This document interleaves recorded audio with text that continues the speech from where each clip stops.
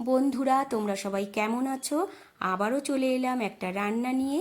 আজকে রান্না করব লাউ পোস্ত। তার জন্য প্রথমে এইভাবে পিস করে কেটে রেখেছি, তারপর খোসা ছাড়িয়ে ঝিরিঝিরি করে কেটে রেডি করে নিয়েছি। কড়াইতে সাদা তেল গরম করে একটা শুকনো লঙ্কা ফোড়ন দিয়ে কেটে রাখা এবার লাউগুলো দিয়ে দিচ্ছি।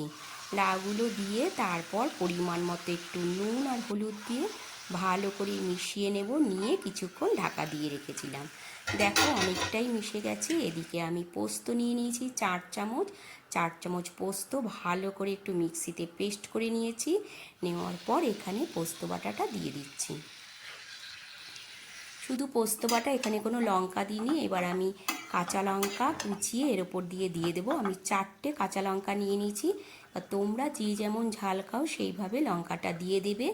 তারপর ওপর দিয়ে দেবো একটু ধনে পাতা, আর দিয়ে দেবো 1 চামচ সর্ষের তেল। তারপর দিয়ে দেবো সামান্য একটু চিনি। তাহলেই আজকে রান্না রেডি হয়ে গেল লাউ পোস্ত। এখানে তোমরা চাইলে পেঁয়াজ কুচিটাও দিতে পারো। যেহেতু আমি শনিবার রান্নাটা করেছিলাম তাই পেঁয়াজটা দিইনি। পেঁয়াজটা দিলে খেতে আরও ভালো লাগবে। তোমরা অবশ্যই একবার করে দেখো। ভালো লাগলে একটা লাইক কমেন্ট করে দিও। আবারও তোমাদের সাথে দেখা হবে অন্য একটা রান্না নিয়ে।